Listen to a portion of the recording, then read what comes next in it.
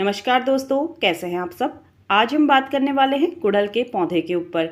अगर आपके भी गुड़हल के पौधे की ग्रोथ बिल्कुल रुक चुकी है, उसमें बिल्कुल भी फ्लावरिंग नहीं हो रही, या फिर कलियां तो बहुत ज़्यादा बनती हैं लेकिन फूल खिलने से पहले ही कलियां पीली पड़ के गिर जाती है, आज इसी के ऊपर हम बात करेंगे कि आखिर ऐसा होता क्यों है। गुड़हल के पौधे में जो ये समस्या होती है, कलियां खिलने से पहले ही पीले होकर गिर जाती है, इसके कई सारे कारण हैं। सिर्फ एक कारण की वजह से ऐसा नहीं होता है। तो इन सब के ऊपर आज हम बात करेंगे कि आखिर ऐसे कौन कौन से कारण हैं जिनसे कलियां खिलने से पहले ही गिर जाती हैं। इसके साथ ही इस टाइम पे चल रहा है बरसात का मौसम, और इससे पहले मौसम में काफ़ी ज़्यादा गर्मी थी। अगर आपके भी गुड़हल के पौधे गमले में लगे हुए थे और कुछ इस तरीके के हो गए थे, उनकी जो ब्रांचें थी काफ़ी ज़्यादा पतली पतली और लंबी लंबी, और पत्ते काफ़ी ज़्यादा सूख गए थे, तो आप अपने गुड़हल के पौधे की हल्की हल्की सी कटिंग कर लीजिए। आपको कटिंग बहुत नीचे से नहीं करनी है, जहाँ से भी आपको लग रहा है जो इनकी ब्रांचें हैं काफ़ी ज़्यादा लंबी लंबी हो गई है, उनको कट कर दीजिए। इससे ये होगा दोस्तों, इसकी नीचे से नई ग्रोथ स्टार्ट होगी और पौधा आपका काफ़ी ज़्यादा घना बन जाएगा। मेरा ये वाला गुड़हल का पौधा पूरा का पूरा सूख चुका था, लेकिन 20 दिन पहले मैंने इस पौधे की कटिंग कर दी थी, जिससे इसके नीचे से काफ़ी ज़्यादा नई नई ब्रांचें आने लगी। तो अगर आपका भी पौधा ख़राब हो रहा है तो आप अपने पौधे की हल्की हल्की कटिंग कर दें। इसके साथ ही इस टाइम पे आप इस पौधे को कटिंग से भी बहुत आसानी से लगा सकते हैं। तो अब हम बात करते हैं बरसात के मौसम में इसकी कलियां पीली बढ़ के गिर क्यों जाती है। तो इसका जो सबसे पहला कारण है दोस्तों, वो है ओवर वाटरिंग। अगर आपके वहाँ पे भी बहुत लंबे टाइम से बारिश हो रही है और जो गमले की मिट्टी है लगातार गीली ही रहती है, लंबे टाइम तक गीली रहती है, तो जो पौधा होता है वो सबसे पहले अपनी कलियों को गिराता है, उसकी कलियां पीली होकर गिरने लगती है। कभी कभी ओवर वाटरिंग के कारण हमारा पूरा का पूरा पौधा भी खराब हो जाता है। सबसे पहले हमें इसी चीज़ का ध्यान रखना है। अगर आपके वहाँ पे बहुत लंबे टाइम तक बारिश हो रही है, बहुत दिनों से बारिश हो रही है, तो गमले को हटा के ऐसी जगह पे रखिए जहाँ पे उसमें बारिश का पानी ना गिरे। तो देखिए दोस्तों, मेरा जो ये छोटा वाला गमला है ये काफ़ी दिनों से बाहर पड़ा हुआ है, और इसमें जब भी बारिश होती है बहुत ज़्यादा बारिश का पानी गिरता है। इस कारण से इसकी जो मिट्टी है लंबे टाइम से गीली रह गई, और जिससे इसकी कलियाँ इस तरीके से पीली होने लग गई। तो इस चीज़ का हमें ध्यान रखना है। अगर बहुत ज़्यादा बारिश हो रही है तो अपने गमले को ऐसी जगह पर रख दें जहाँ पर उसमें बारिश का पानी ना गिरे। इसके साथ ही दोस्तों, अगर आपके वहाँ पे बारिश कम हो रही है या फिर आपके पौधे में ओवर वाटरिंग नहीं हो रही है, फिर भी आपके पौधे की जो कलियाँ हैं वो पीली होके गिर रही हैं, तो उसका दूसरा कारण ये हो सकता है, अगर आपके पॉट का साइज़ बहुत ज़्यादा छोटा है। अगर आपका प्लांट काफ़ी ज़्यादा बड़ा हो गया है और पॉट का साइज़ काफ़ी ज़्यादा छोटा है, तो जो पौधा होता है वो मिट्टी से अपने अच्छी तरह से पोषक तत्व तो नहीं ले पाता, जिसके कारण जो उसकी कलियां होती हैं धीरे धीरे गिरने लगती है। तो इस चीज़ का भी हमें ध्यान रखना है। अगर हमारा प्लांट बड़ा है और पॉट बहुत छोटा है तो हम इस टाइम पे उसे रिपोर्ट कर सकते हैं। तीसरा कारण ये है दोस्तों, अगर आपका प्लांट बहुत ज़्यादा छोटा है और उसमें काफ़ी ज़्यादा कलियां बन के आ गई हैं, तो जो पौधा होता है उस पर इतनी ताकत नहीं होती कि वो सारी की सारी कलियों को खिला सके। इसलिए कुछ कलियां उसमें पीली होकर गिरने लग जाती हैं और कुछ में फ्लावरिंग हो जाती है।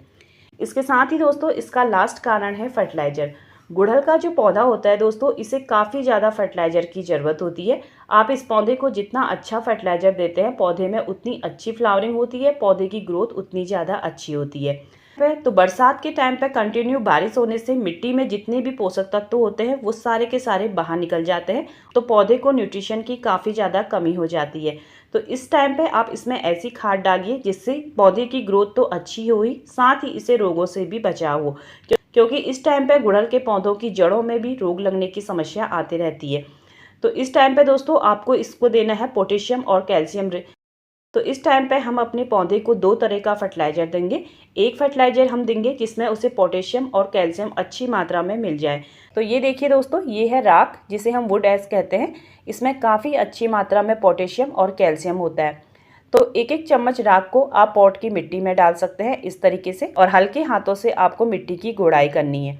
मिट्टी की गोड़ाई आपको ज़रूर करनी है, क्योंकि बहुत ज़्यादा अगर आपके गमले में पानी हो रहा है तो मिट्टी की गोड़ाई करने से जो मिट्टी होती है बहुत जल्दी सूखती है और मिट्टी में अच्छा एरेशन होता है।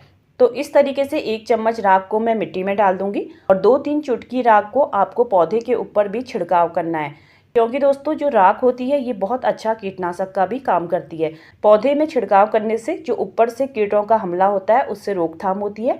साथ ही मिट्टी में डालने से इसको पोटेशियम और कैल्शियम तो मिलता ही है, साथ ही पौधे की जड़ों में जो रोग लगते हैं उससे भी बचाव होता है। दूसरी जो हम खाद डालेंगे वो है लिक्विड खाद। तो देखिए दोस्तों, आप लिक्विड खाद इसमें 2-3 तरह की डाल सकते हैं। इस लिक्विड खाद डालते समय आपको कुछ बातों का ध्यान रखना होगा। जैसे मेरा ये छोटा गमला है, इसमें बारिश का काफ़ी ज़्यादा पानी होने से जो इसकी मिट्टी है अंदर तक बिल्कुल गीली हो चुकी है।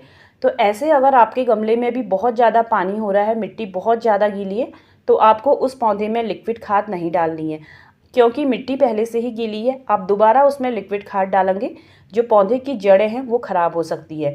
तो इसलिए आपको ऐसे पौधे में लिक्विड खाद नहीं डालनी है जिसकी मिट्टी पहले से ही बहुत ज़्यादा गीली हो और पौधे में काफ़ी ज़्यादा ओवर वाटरिंग हो चुकी हो। आपको लिक्विड खाद इस तरीके के गमले में डालनी है जिसकी जो मिट्टी है बिल्कुल अच्छे से सूखी हो, और तभी वो लिक्विड खाद पौधे पे अच्छे से काम करेगी। तो देखिए दोस्तों, जो मैंने ये लिक्विड खाद बनाई है, ये बनाई है मैंने चाय की पत्तियों से। 1 चम्मच फ्रेश चाय की पत्ती को मैंने 1 गिलास पानी में 1 दिन के लिए भिगो के रखा था। ये बहुत अच्छा काम करती है, पौधे में नाइट्रोजन की जितनी भी कमी होती है उसको पूरा करती है। इस टाइम पे पौधे की ग्रोथ बढ़ाना भी बहुत ज़्यादा ज़रूरी है। जो नाइट्रोजन की कमी होगी वो पूरा करेगी चाय की पत्ती। मैंने 1 गिलास में 1/3 पानी लिया है। 3 हिस्सा हम पानी का ले लेंगे और 1 हिस्सा जो ये लिक्विड हमने बनाया है उसका ले लेंगे। इनको अच्छे से मिक्स करके हम अपने पौधे में दे देंगे।